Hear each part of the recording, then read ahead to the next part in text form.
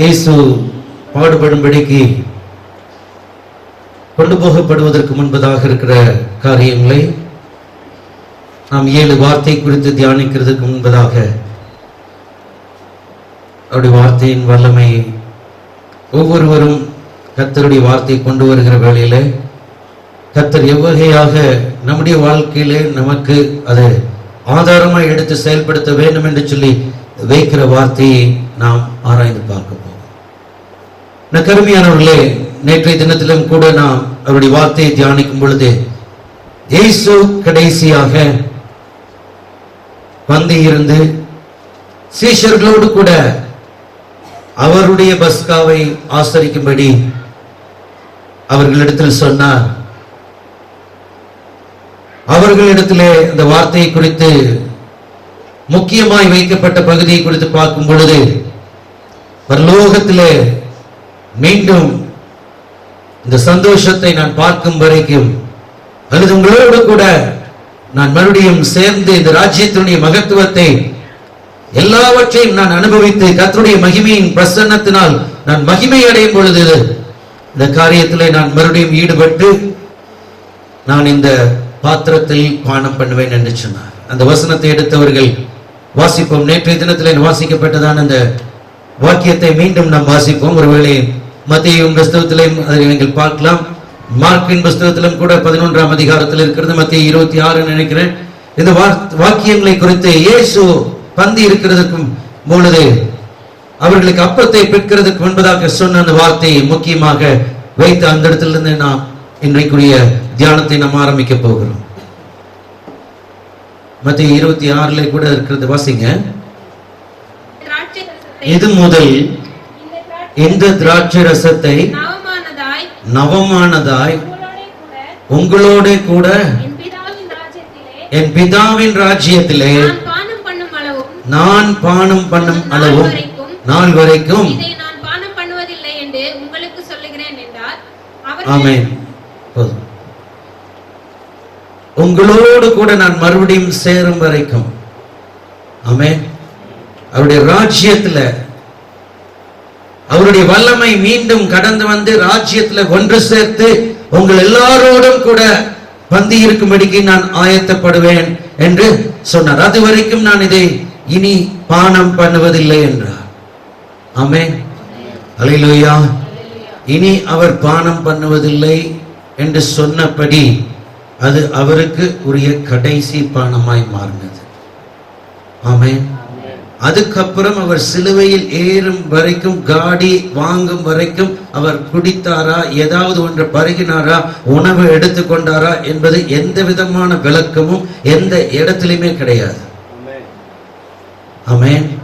அதுக்கப்புறம் அவர் தேவனுடைய ராஜ்யத்துக்கு மகிமையை செலுத்தி கடந்து வந்து மீண்டும் 40 நாட்களுக்கு பிற்பாடு அவர் தேவனுடைய ராஜ்யத்துக்கு அவருடைய வலது பாரசத்தில் வீற்றிருக்கும்படிக்கு போனார். அது வேற விஷயம். அதுக்கு பிற்பாடு அவர் வந்தார், ஒரு பந்தி அமர்ந்தார். அவர்களோடு கூட, சீஷர்களோடு கூட தான் அவர் சொன்னபடி மறுபடியும் பந்தி அமர்ந்தார். ஆமென். உயிர்த்தெழுந்த பிற்பாடும் சீஷர்களோடு கூட முதல் அப்பம் பிக்குதலிலே அவர் இருந்தார் என்று சொல்லி வேதம் சொல்லுகிறது. ஆமென். அப்ப தேவன் அதை எந்த காரணத்துக்காக சொன்னார்? அந்த இடத்துல இனி நான் எதுவும் பானம் பண்ண மாட்டேன் என்று சொன்ன அவருடைய இனி வரும் நாட்களிலே வரும் ராஜ்யத்தினுடைய கனவுகள் அல்லது காரியங்களை குறித்து ஒருவேளை யோசித்து சொன்னார் என்று நினைத்திருக்கலாம்.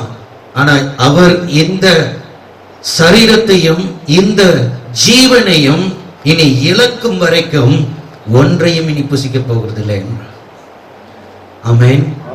அவ்வண்ணமாகவே அந்த சூழ்நிலை முழுவதுமாக மாறி அவர் அங்கிருந்து கொண்டு போகப்பட்டு மீண்டும் பிதாவினுடைய சமூகத்தில் போய் காத்திருக்கும்படி கடந்து சென்றார்.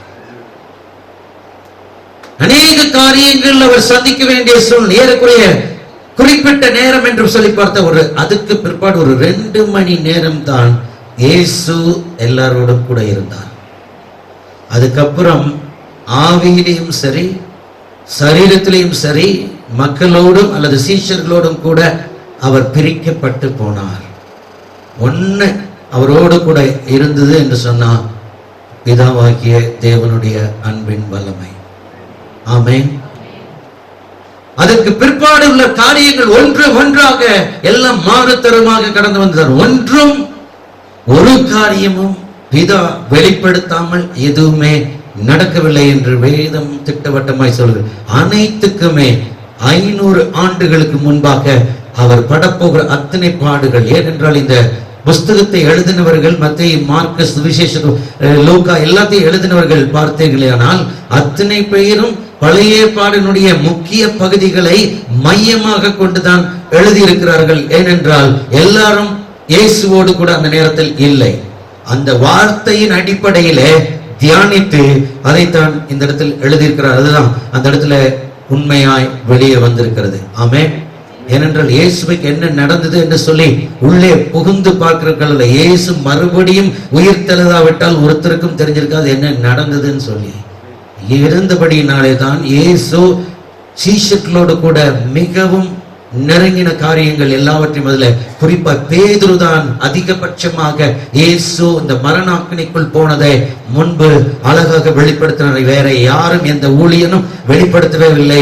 அவர் இந்த 3 நாட்கள் மரணத்தினுடைய பிடியிலிருந்து போய் பாதாளத்தின் கிரியைகளுக்கெல்லாம் அந்த இடத்துல உள்ளே போய் ஊழியம் செய்தார், சுவிசேஷம் சொன்னார் என்று சொல்லுகிற அந்த ஒரு முக்கியமான செய்தி யாரும் எந்த சீஷனும் வெளிப்படுத்தவே இல்லை. அப்போ அந்த அளவுக்கு கர்த்தர் நிச்சயமாய் வார்த்தைகளினாலே அவர்களிடத்திலே எல்லாவற்றையும் அறிக்கை பண்ணியிருக்க வேண்டும், சொல்லியிருக்க கூடும். எந்தெந்த சூழ்நிலை, பேதுரு நிச்சயமாய் மனம் உடைந்திருப்பார். ஏன்னா அவர் செய்த ஒவ்வொரு காரியமும் யோசித்து பார்த்தால் எப்படி இந்த சூழ்நிலையும் என்னை நேசித்து கூட்டி வந்திருக்கிறாரு. அல்லேலூயா.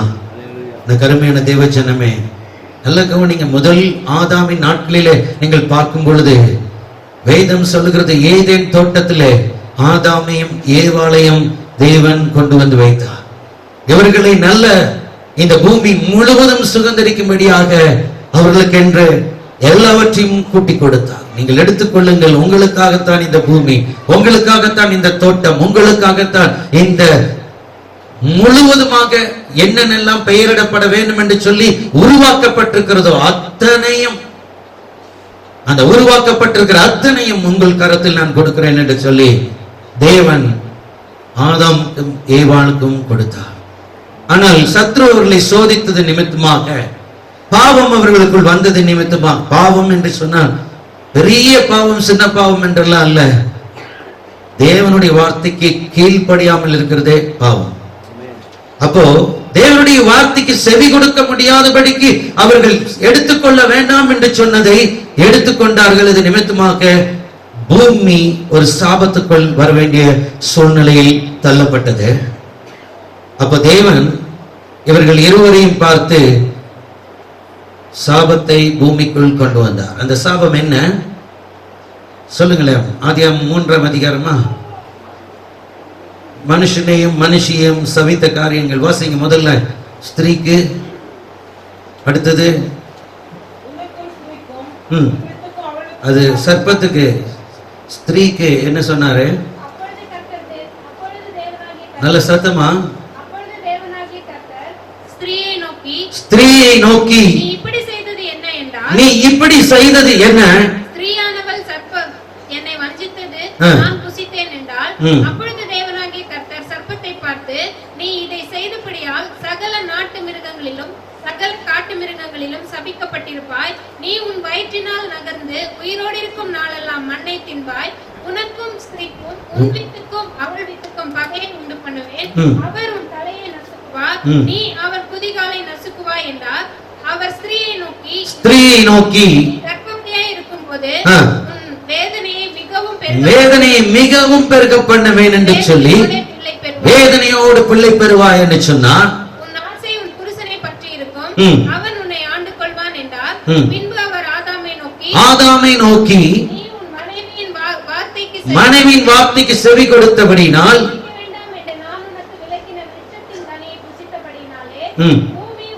பூமி உன் நிமித்தம் சபிக்கப்பட்டிருக்கும். ஆமென். ஸ்திரீக்கு அவருடைய வாழ்க்கையினுடைய காரியத்திலே உள்ள ஒரு கஷ்டத்தை உணர்த்தும்படிக்கு, ஒரு வேதனை உணர்த்தும்படிக்கு சொன்னார். ஆனா பூமி முழுவதும் உள்ள சாபம் யார் மேல் விழுந்தது? ஆதாம் மேல் விழுந்தது. ஆமென். ஏன்னா ஒருவன் மேல் விழுந்த சாபம் என்று சொல்லும் பொழுது அந்த ஸ்திரீயானாலும் சரி அல்லது புருஷனானாலும் சரி, சகோதர சகோதரிகள் யாரா இருந்தாலும் சரி, அதுக்கப்புறம் பிறக்க போகிற எல்லாத்துக்குமே அந்த சாபம் உண்டு. ஸ்திரீக்கு ஒரு அடிஷனல் ஒரு காரியம். அப்ப இவருக்கு ஆதாம் சொல்லும் பொழுது, பூமி உன் நிமித்தமாய் சபிக்கப்பட்டு போகும், உயிரோடு இருக்கும் நாளெல்லாம் வருத்தத்தோடு அதன் பலனை புசிப்பாய். நல்ல கவனிங்க, அது உனக்கு முள்ளும் குறுக்கும் முளைப்பிக்கும், வெளியின் பயிர் வகைகளை புசிப்பாய். பூமியிலிருந்து எடுக்கப்பட்டபடியால் பூமிக்கு திரும்பும் மட்டும் முகத்தின் வேர்வையால் ஆகாரம் புசிப்பாய்.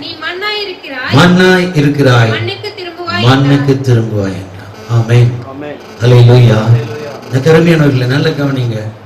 தயவு செய்து கர்த்தருடைய ஆவியானவருடைய மகிமை என்ன என்பதை காண்பிக்கிறதுக்கு அவர் படைத்த இந்த படைப்புகளின் மேல் அதிகாரம் இருந்தபடியினால் அவருடைய காரியத்துக்கு கீழ்ப்படியாமல் போன பொழுதோ பூமி முழுவதும் சாபத்துக்குள் ஆக்கி வேதம் சொல்லுகிறது, நீ கஷ்டத்தோடு அதனுடைய பலனை புசிப்பாய், முள்ளும் குறுக்கும் அது முளைப்பிக்கும். ஆமென். முள்ளும் குறுக்குமாக இருக்கும். அதுவரைக்கும் படைத்த எதிலையுமே அவர் முள்ளை உண்டாக்கவில்லை, வேதனை உண்டாக்கவில்லை. படைத்த எல்லாமே விருட்சங்கள், கனிகள், நல்ல தாவரங்கள், நல்ல மரங்கள், நல்ல மச்சங்கள் என்று சொல்லி எல்லாவற்றையும் படைத்தார். ஆனா சாபம் என்று வரும்பொழுது முள்ளை படைக்கிறார் என்று சொல்லிப்பார். இன்றைக்கும் சில நாடுகளிலே முள் செடியே கிடையாது. மற்ற இங்க இருக்கிற நாட்டுல எல்லா செடியுமே இருக்கு. இந்த உலகத்திலேயே பிரித்தெடுக்கப்பட்ட ஒரு நாடுன்னா இந்தியா தான். எல்லாமே இருக்கு. ஆனா மற்ற நியூசிலாந்துல போனீங்கன்னா முள் செடி நீங்கள் தேடியும் காணாதிருப்பீர்கள். ஆமென். எங்கேயுமே பார்க்க முடியாது. அதனாலதான் ஏர்போர்ட்ல இறங்கணும்னு என்ன எழுதியிருப்பாங்க, காட்ஸ் ஓன் கண்ட்ரி. ஆமென். அல்லேலூயா. இறங்கணும்னு வேற உலகத்துல எந்த ஒரு நாட்டிலையும் இந்த வாசகத்தை நீங்க பார்க்க முடியாது. காட்ஸ் ஓன் கண்ட்ரி என்று சொல்லி எழுதப்படும். ஏன்னா அந்த இடத்துல முள்ளும் கிடையாது, பாம்பும் கிடையாது. எனக்கு அருமையான, அதனாலதான் அவ்வளோ கேர்ஃபுல்லா ஏர்போர்ட்டுக்குள்ள செக் பண்ணணும். ஒரு துரும்பு கூட உள்ள விட மாட்டாங்க. நாய் வந்து எல்லாத்தையும் மோப்பம் பிடிச்சதுக்கு அப்புறம் தான் நம்ம வெளியவே போக முடியும்.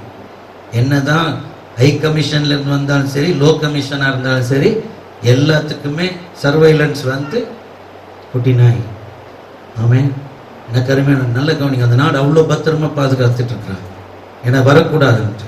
இன்றைக்கு தேவனுடைய ஆவியானவர் பூமி முழுதும் சபிச்சார் என்று சொல்லி நம்ம வாசிக்கிறோம். ஆனா அந்த இடத்துல பாத்தீங்கன்னா அந்த பகுதியை காணும். அப்படின்னா எல்லாம் அந்த இடத்துல பரிசுத்தவான்கள இல்ல, அப்படி கர்த்தர் ஏதோ பிரித்தெடுத்திருக்கிறார். ஆனா வேதம் சொல்லுகிறது, அனைத்து மனுஷனுக்கும் அவர் கொடுத்திருக்கிற சாபம் என்று சொல்லி வரும் பொழுது முள்ளும் குறுக்கும். ஒருவேளை அது நேரடியான செடியோ அது கொடியோ இல்லாம நம்முடைய வாழ்க்கைக்குள்ளேயே அது முள்ளும் குறுக்குமாக இருக்கும். ஆமென். நல்லா கவனிச்சு பாருங்க. அந்த முள், அந்த சாபம் என்று சொல்லப்படும் பொழுது, சாபத்தை அவர் பிடுங்கணும்னு சொன்னா எல்லாவற்றையும் அவர் பிடுங்கி எடுக்கிறதுக்கு ஏதுவாய் அவர் பூமியில சகல சாபத்தின் கட்டையும் உடைக்க வேண்டிய அவசியத்தில் இயேசு இருக்கிறார். ஆமென். அதனாலதான் வெறும் அடி மாத்திரம் அவருக்கு கொடுக்கப்படவில்லை, அவருடைய வேதனையின் ஒரு பங்கு முள்ளையும் எடுத்து அவர் தலையில வைத்தார். நிறைய பேர் சொல்லுவாங்க, பாரு அவனே அவன் பிரச்சனையை தலையில் எடுத்து போட்டுக்கொண்டான் என்று சொன்னான். இல்லைங்களா? எதையாச்சும் ஒண்ணு தேவையில்லாம ஒண்ணு செஞ்சுட்டு இருக்கணும், பாரு அவனே தலையில மண்ணை போட்டுக்கிட்டான், தலையில அதையை போட்டுக்கிட்டான், இதை போட்டான்னு சொன்னாங்க. அது மாதிரிதான் இயேசுக்கு என்ன நடக்குது, அவர் போட்ட சாபத்தை அவர் தலையில எடுத்துக்கணும். ஆமென். அவருடைய தலையில அந்த முள்ள எடுத்துக்கொண்டார். எதுக்காக? அவர் தான் இந்த சாபம் போட்டாரு. அவருடைய சாபத்தினுடைய அந்த வல்லமையை அவர் தான் முடிக்கணும் என்று சொன்னா, அன்றைக்கு குமாரனாக வெளிப்பட்டார். இன்றைக்கு குமாரனாகிய இயேசு என்ற மாம்சத்தில் வெளிப்பட்டார். மாம்சத்தில் வெளிப்படும் பொழுது அந்த சாபத்தை அவர் ஏற்றுக்கொள்ள வேண்டியதா இருந்துச்சு. ஆமென். முள்ளை எடுத்துக்கொண்டு அவர் வேதனையின் நேரத்துல போனார். எல்லாம் அவருடைய காரியங்கள் ஒன்னொன்றும் பார்க்கும் பொழுது எல்லாவற்றிலும் அந்த வேதனையை சகிக்க வேண்டியது இருந்தது. அதனாலதான் ஆண்டவருடைய சமூகத்துக்கு முன்பாக அவர் நேரடியா அவர் தன்னுடைய சரீரத்திலே ஏற்றுக்கொள்ள வேண்டுமானால் அத்தனையும் ஏற்றுக்கொள்ள அவர் தன்னை ஒப்பு கொடுத்தார். முள் என்று சொன்ன சாதாரண முள். நீங்கள் எரிகோல இந்த தடவை நாங்கள் அந்த வழியா போகாததுனால அந்த முள் செடியை எடுக்க முடியவில்லை. அது எடுத்ததுன்னா ஒரு முள்ளும் கிட்டத்தட்ட 2 இன்ச்சுக்கு இருக்கும். 2 இன்ச்சுக்கு இருக்கும். அந்த 2 இன்ச்சு முள் சுற்று வட்டாரம் இருக்கும் பொழுது எப்படி இருக்கு யோசிச்சு பாருங்க. எடுத்து கிரீடம் என்று சொல்லி அலங்கோலப்படுத்தும்படியாக அல்லது அவரை அசிங்கப்படுத்தும்படியாக எடுத்து வைத்தார். ஆனால் இது தேவனுடைய பிதாவினுடைய சித்தம். ஏனென்றால் அந்த முள், அந்த வேதனை என்னங்கிறது இயேசுவும் போய் தான் ஆக வேண்டும். ஏன்னா பூமியில பிறக்க போகிற எல்லா மனுஷனுக்கும் உரிய சாபம் என்று எழுதப்பட்டால் அந்த முள் அவரை குத்தி ஆக வேண்டும். ஆமென், அல்லேலூயா. அப்போ வேதம் சொல்லுகிறது, ஆதாம் ஏவாளுக்கு நல்ல ஒரு இடத்தை கொடுத்தார். போய் ஒரு தேசத்தை, பெரிய ஒரு தேசத்தை காண்பிச்சு, இந்த தேசத்துக்குள்ள உங்களை நான் வைக்கிறேன், நீங்கள் சுதந்திரித்து பழகி பெருகுங்கள் என்று சொல்லல. அவர்கள் வைக்கப்பட்ட இடத்தை நீங்கள் பார்க்கும் பொழுது தோட்டத்தில் கொண்டு போய் வைத்தார். ஆமென். ஏதேன் தோட்டத்தில் வைத்தார். தோட்டத்தில் இருக்கிறதுனா எப்படி இருக்கும்? நல்லா யோசித்து பாரு. இன்றைக்கு நம்ம பெரிய மந்திரிகள், முதலமைச்சர்கள் தோட்டம் வச்சிருக்காங்க. அந்த தோட்டம் வேற. ஆனா இயேசு அன்றைக்கு இருக்கிற நேரத்திலும் அதுக்கு முன்பாக பிதாவினுடைய நாட்களிலே பிதாவினுடைய சமூகத்தின் வல்லமையை மனுஷனுக்கு கொடுக்கப்பட்ட நாட்களிலும் கொடுக்கப்பட்டிருக்கிற காரியங்கள் எல்லாமே வேற. ஆமென். ஏதேன் தோட்டம் என்று சொல்லும் பொழுது இந்த பூமியிலே யாருக்குமே எழுதி வைக்கப்படாத ஒன்றை கர்த்தர் 2 பேருக்கு கொடுத்தார். ஆதாம் ஏவாளுக்கு தான். ஆமென். அந்த தோட்டம் வேற. ஆமென். ஆசீர்வாத பலனான தோட்டமான அந்த தோட்டத்துக்குள்ளதான் சாபம் புறப்படுறது வந்தது. அந்த சாபம் அங்கிருந்து புறப்பட்டபடினால் அதில் இருந்து துரத்தப்பட்டார்கள். பிற்பாடு வேலி அடைக்கப்பட்டது. எந்த தோட்டத்துல சாபம் உயிர்ப்பிக்கப்பட்டதோ அதே போலதான் அவரும் தோட்டத்துக்குள்ளே காட்டி கொடுக்கப்பட்டு அந்த தோட்டத்தில் அந்த சாபத்தினுடைய ஆரம்பத்தை உடைக்க ஆரம்பிக்கிறார். கெத்செமனே தோட்டத்துக்குள்ள. ஆமென், அல்லேலூயா. இயேசு கடைசியாக ராபோஜனத்துக்காக ஆயத்தப்படுத்தின அந்த பஸ்காவின் நேரத்துல கூடியிருந்த பகுதியை நீங்கள் பார்க்கும் பொழுது வேத ஆராய்ச்சி சொல்லுகிறது, அந்த வீட்டுக்கு அருகாமையிலே பிரதான ஆசாரியனுடைய வீடு இருந்தது என்று சொல்லி. அப்படியானால் யூதாஸ்காரியோத் முதல்ல பிரதான ஆசாரியனை தான் போய் சந்திச்சான். அவரை உடனடியா அந்த இடத்துல அரெஸ்ட் பண்ணிருக்க முடியும். ஆனா இயேசு எல்லாம் தீர்மானத்தையும் தெரிந்து, எல்லா காரியத்தையும் தெரிந்து, எல்லா சூழ்நிலை கட்டுப்படுத்தி அவருக்குள் வைத்து, அந்த இடத்துல ஒரு சம்பவம் நடக்காதபடிக்கு தோட்டத்துக்குள் ஒரு காரியம் அவருக்கு முக்கியம் இருந்தபடினாலே, ஏன்னா சாபம் ஆரம்பிக்கப்பட்ட தோட்டத்துல பிதாவினுடைய சமூகத்தில் ஒரு ஈடுபாடு, இடைப்பட வேண்டிய ஒரு அவசியம் அவருக்கு இருந்த அந்த சூழ்நிலையில அவர் அந்த தோட்டத்துக்குள் போய் அதுக்கு பிற்பாடுதான் அவருடைய மகிமையை வெளிப்படுத்த வேண்டும் என்று சொல்லி அந்த சகல ஆளுமைகளையும் ஆளுகையும் அந்த நேரத்துக்குரிய காரியங்கள் எல்லாம் அவர் பொறுப்பெடுத்திருந்தார். அதனாலதான் ஒரு இடத்துல கூட ஒரு சின்ன ஒரு அசைவு அவருடைய சித்தம் இல்லாமல் நடக்க முடியாதபடிக்கு எல்லாவற்றையும் ஆயத்தப்படுத்தி இருக்கிறார். இது பிதாவினுடைய தீர்மானமாயிருக்கிறது. ஆமென், அல்லேலூயா. கருமையானவர்களே, இது எதற்காக? சமாதானத்தை உண்டு பண்ணும் ஆக்கினை என்று சொல்லப்படுகிறது. கிங் ஜேம்ஸ் வெர்ஷன்ல மாத்திரம்தான் ஆக்கினை என்று கோடிட்டு சொல்லப்பட்டிருக்கும். கருமையான ஆக்கினை ஏன் என்று சொல்லி பார்த்தால், சமாதானத்தை நமக்கு உண்டாக்கணுங்கிறதுக்காக ஒரு இடத்துல தவறு வராதபடிக்கு அனைத்து காரியத்தையும் நேர்த்தியாகி இருக்கிறார். அல்லேலூயா, அல்லேலூயா. கருமையான தேவஜனமே, இயேசு பலவிதமான வேதனைகளை சகித்தார். கடைசி நேரத்தில் ஏற்பட்டிருக்கிறதான பலவிதமான இன்னல்கள், பல கிரியைகள், பல போராட்டங்கள் எல்லாவற்றையும் பார்த்தார். சபைக்குள்ளும் இருக்கிற காரியங்களை பார்த்தார். எல்லாவற்றின் மேல் கோபமானார். ஆனால் இந்த இடத்திலேயோ எந்த கோபத்தையும் அவர் வெளிப்படுத்தவே இல்லை. ஏன்னா அது கர்த்தருடைய வீடு, அது அவருடைய ராஜ்யம். மற்றது எல்லாம் இந்த பூமிக்குரியது எல்லாம் சத்ரு கையில வைத்துக் கொண்டிருக்கலாம். ஆனா இதுல சுதந்திரத்தை அவர் என்ன என்பதை காண்பிக்கிறதுக்காக முழுவதுமாய் பொறுமையாய் ஆளுகை செய்யும்படி ஒப்பு கொடுத்தார். ஆமென். என கருமையான தேவஜனமே, முள்ளும் குறுக்கும் பிறப்பித்த எல்லா சூழ்நிலையும் உடைக்கிறதுக்கு ஏதுவாக அவரே தன்னுடைய எல்லாவற்றையும் அவர் சுமந்து கொண்டு போனார். கூட ஒருவனும் இல்லாத சூழ்நிலையிலே விடப்பட்ட ஒரு நிலைமை என்றுதான் வேதம் சொல்கிறது. மத்தேயு 26:56 நீங்கள் வாசித்து பார்த்தால் என்ன சொல்லப்படுகிறது? வாசிங்க. மத்தேயு 26:56 நல்ல கவனிச்சு பாருங்க, சீஷர்கள் எல்லாரும் அவரை விட்டு ஓடி போனார். ஒருவனும் இல்லை, எல்லாரும் ஓடி போனார். வேதம் சொல்லுகிறபடி அவர் ஒருத்தர் தான் இந்த ஆலயம் மிதிக்க வேண்டும், இந்த பிரச்சனையை சந்திக்க வேண்டும். அவர் ஒருத்தர் தான் இதற்கு பலி, வேற ஒருத்தரையும் அவர் கூட்டு சேர்க்க முடியாது. இன்றைக்கு நாம் ஒரு காரியத்துக்கு பல பேரை சேர்த்துக் கொள்ள நினைக்கிறோம், ஆனா அன்றைக்கு ஒன்றுமில்லை, எல்லாவற்றையும் அவர் தான் ஆளுகை செய்யும்படி எடுத்துக்கொண்டார். இந்த கருமையானவர்களே, இயேசு காட்டி கொடுக்கப்பட வேண்டும் என்பது இல்லை என்றால் யார் மூலியமாக இல்லாம இயேசுவை பிடிக்க முடியாது. சட்டதிட்டங்களின்படி யோசித்து பார்த்தால் அவர் ஒரு காரியத்தை செய்ததற்கு 2-3 சாட்சிகளாவது கிட்டத்தட்ட வேண்டும். அந்த சாட்சிகள் கூட இல்லாமல் அவர் எப்படி கைது செய்ய, இன்றைக்கும் கைது செய்ய வேண்டும் ஒரு ஆதாரபூர்வமான நடவடிக்கை எடுத்திருந்தால் தான் கைது செய்ய முடியும். இல்லை என்றால் இயேசு இங்க இருக்கிறார் சொல்லி திடீர் என்று சொல்லி வந்து கைது செய்ய முடியாது. ஏன்னா ஆதாரம் இல்லாமல் ஒன்றும் செய்ய முடியாது. அப்ப ஆதாரம் வேண்டும் என்று சொன்னால் அவரோடு கூட இருக்கிறவர்கள் இடத்துல இருந்து தான் அந்த ஆதாரத்தை திரட்ட முடியுமே ஒழிய வேறொருவன் வந்து சொன்னால் ஏற்றுக்கொள்ள முடியாது. ஏன்னா அவர் கூட இருந்தவன் தான் இதை செய்தாக வேண்டும், அப்பொழுதுதான் அது உறுதியாக மாறும். இல்லை என்றால் இவரை எந்த இடத்திலையும் கைது செய்திருக்கவே முடியாது. மற்றவர்கள் சாட்சி சொல்லியிருக்கலாம், இவர் தான் செய்தார், அதுதான் செய்தார் என்று சொல்லலாம், ஆனா அது அவ்வளவுக்காக ஒத்துழைக்க முடியாது. ஏனென்றால் அவர் செய்த ஏராளமான காரியத்திலே பார்க்கும் பொழுது ஓய்வு நாளின் கட்டளையை மீறின வேளையில அநேகருக்கு ஓய்வு நாளில சுகத்தை கொடுத்தார். அந்த நேரத்தில் யாராவது ஒருத்தர் எனக்கு இந்த ஓய்வு நாளில கொடுத்திருக்கிறார், இவர் செய்தது தவறு என்று சொல்லி உடனே அவரை கைது செய்திருக்கிறதுக்கு ஒரு நடவடிக்கை எடுத்திருக்கலாம், ஆனால் அப்படி எடுக்க முடியாது. ஏனென்றால் திட்டமான சாட்சிகள் என்று சொல்லும் பொழுது ஒருவேளை குணமாக்கப்பட்டவன் கூட சொல்லலாம், ஆனால் அது அந்த சாட்சியை வைத்து தீர்மானத்தை எடுக்க முடியாது. தீர்மானம் எடுக்க வேண்டுமானால் இவரோடு கூட இருக்கிற முக்கியமான ஒருத்தன் சொல்லியாக வேண்டும், அப்ரூவராக இருக்க வேண்டும். அதனால தான் யூதாசை சத்ரு அழகாக பிடிக்க வகை தேடி அவனை ஆயத்தப்படுத்தினான். ஆமென். ஏனென்றால் அவன் மேல் ஏற்கனவே முத்திரை இருக்கிறது, அவன் காட்டி கொடுக்க போற. யோவான்ல வாசிக்கிறோம், அவன் பணப்பையை வைத்துக் கொண்டிருக்கிறதுனாலே, அவன் திருடனாயிருந்தபடினாலும், அவன் இனி செய்ய போகிறதை கர்த்தர் அறிந்திருக்கிறபடினாலும் இப்படி நடந்தது என்று சொல்லி வேதம் சொல்லுகிறார். அப்ப முன்கூட்டி அவன் மேல் இருக்கிற காரியம், சுபாவம் எல்லாம் சத்ரு பிடித்துக் கொண்டு, ஒரு சின்ன சுபாவம் கூட சத்ருவானவன் அதை பெரிய ஆயுதமாக பயன்படுத்தி விடுகிறான். எல்லாம் நல்லதாக தான். இயேசுவோடு கூட இருக்கிற சீஷர்கள் தான், அவர்களுக்கு என்ன செய்ய வேண்டும் என்ற காரியம் இருக்கிறது, ஏதோ விட்டு வைத்து போகலாம் அல்ல, ஆனா அவர்களுக்குள் இருக்கிற சுபாவ வேர்கள் என்று சொல்லி பார்க்கும் பொழுது எல்லாருக்குள்ளும் தான் இருந்துச்சு.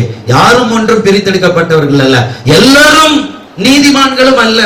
12 பேர் அப்படியே நீதிமான் கூட்டம் என்று சொல்ல முடியாது. அத்தனை பேருக்குள்ளும் பிரச்சனைகள் இருக்கிறது. ஒன்றாக நீங்கள் எடுத்து பார்த்தால் எல்லாருக்குள்ளும் பிரச்சனை இருக்கிறது. ஆனால் இவனிடத்துல சத்ரு அதிகமாய் ஆக்கிரமித்திருக்கிறான்.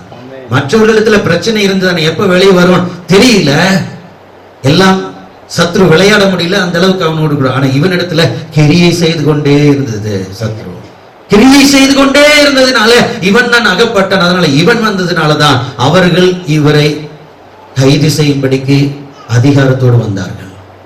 ஆமென்.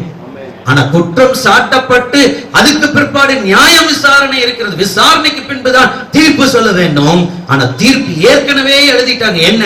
இவரை சிலுவையில அறைய வேண்டும், இவர் ஒருவர் செத்தாக வேண்டும், இவர் ஒருவர் உயிரோடு இருக்கிறது எல்லாத்துக்கும் பிரச்சனை என்று சொல்லி முதலே ஒரு தீர்மானத்தை வைத்து, இந்த தீர்மானத்துக்கு யார் பங்கு கொடுக்கிறார்கள், யார் ஆதாரமா இருக்காங்க, அந்த ஆதாரத்தை திரட்டி எல்லா இடத்துக்கும் போகும்படிக்கு தான் நியாய விசாரணை நடந்தது.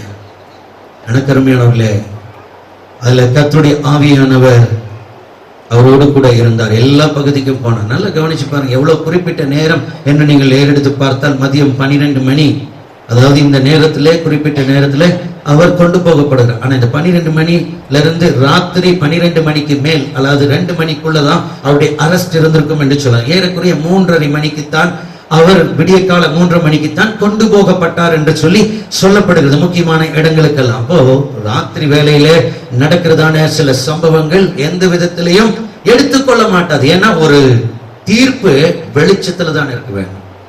ஏன்னா அது தீர்ப்பு மற்றவர்களுக்கு முன்பாக அதிகாரத்தோடு வழங்கப்படுகிறது. அது உண்மை என்று சாட்சியம் என்று சொல்லி சொல்லப்படும், அது வெளிச்சத்தில் இருக்க வேண்டும், அது வெளிச்சமாக இருக்க வேண்டும். அது இரவுல தீர்மானிக்கிறார்கள் என்றால் அப்ப அவர்களுக்குரிய தீர்மானம் பலவிதமான சூழ்நிலைகள் எல்லாம் இரவிலே மறைவாக செயல்படுத்தும்படிக்கு செயல்படுத்தி பல காரியங்களை ஏறெடுக்கிறார்கள். எனக்கு அருமையானவர்களே, இன்னைக்கு கர்த்தருடைய ஆவியானவர் அத்தனை சூழ்நிலையிலும்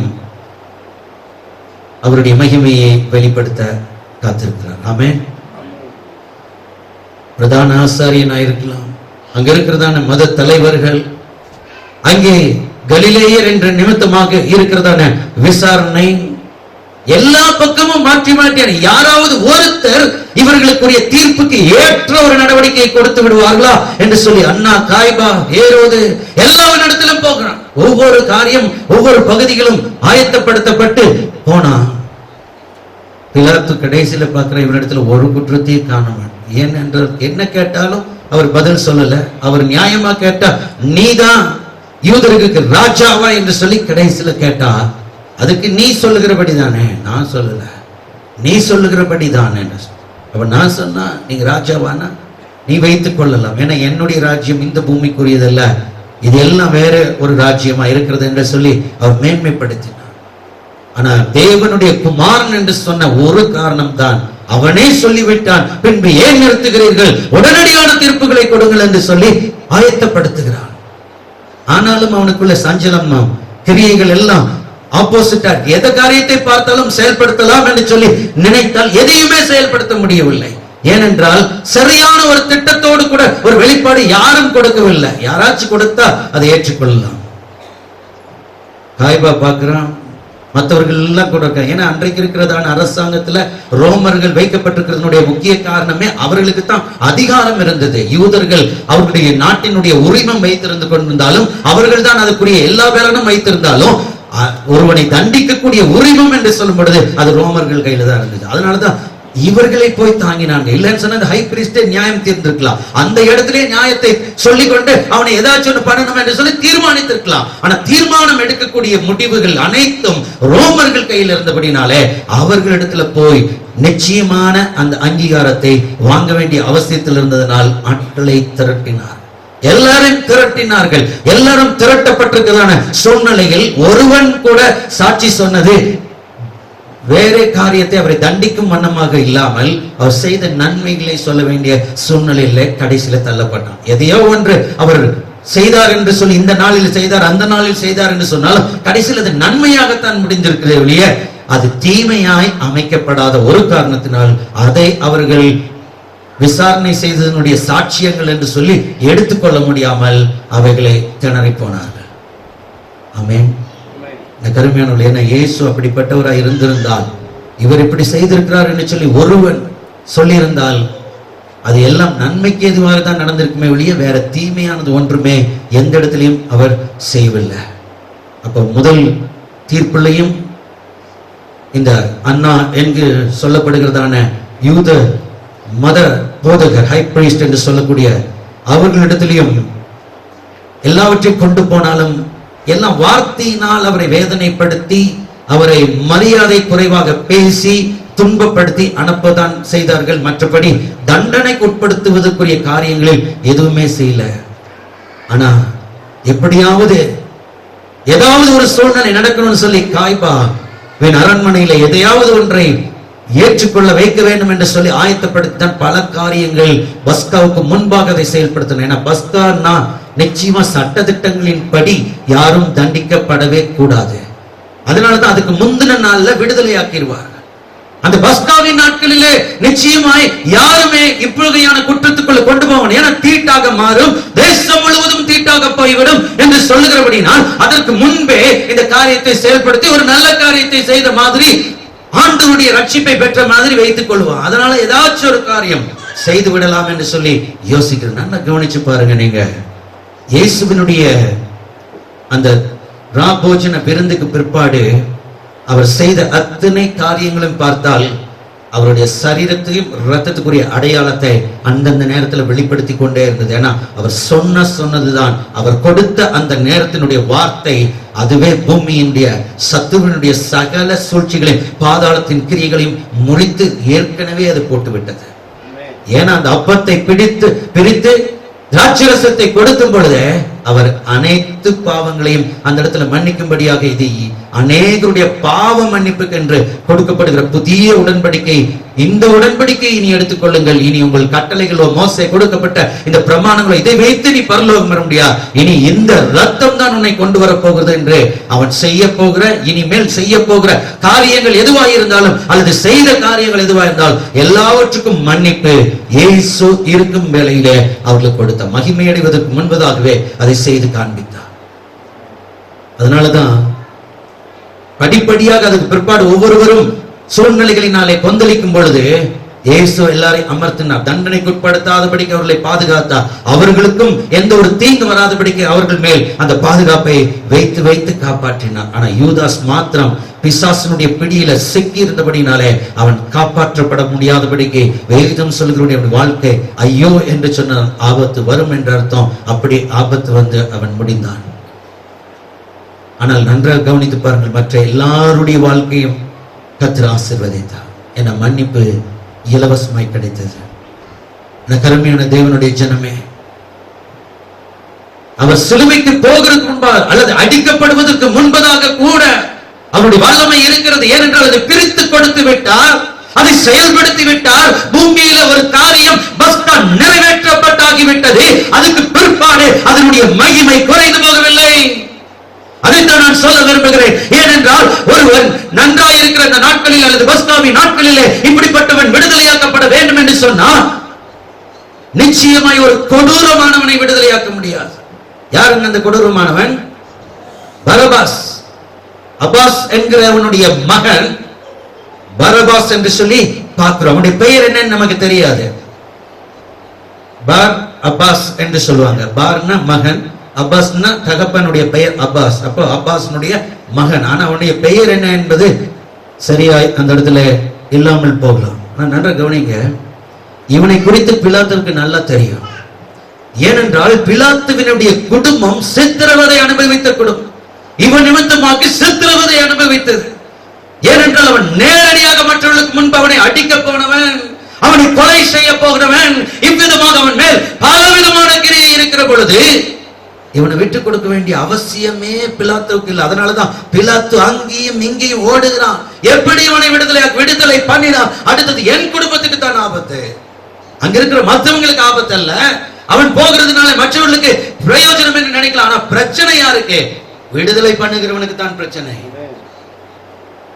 நல்ல கவனிங்க, இயேசு அதுக்கு முன்னாடியே சொல்லிட்டார், அநேகருடைய பாவ மன்னிப்புக்கு என்று நான் கொடுத்துட்டேன். அதை ஏற்றுக்கொண்டாலும் ஏற்றுக்கொள்ளாத உயர்ந்தவனோ தாழ்ந்தவனோ தன்னுடைய மதத்தினோ மற்றவனுடைய யாரா இருந்தாலும் சரி அவனுக்கு கொடுக்க நான் ஆயத்தமா இருக்கிறேன்.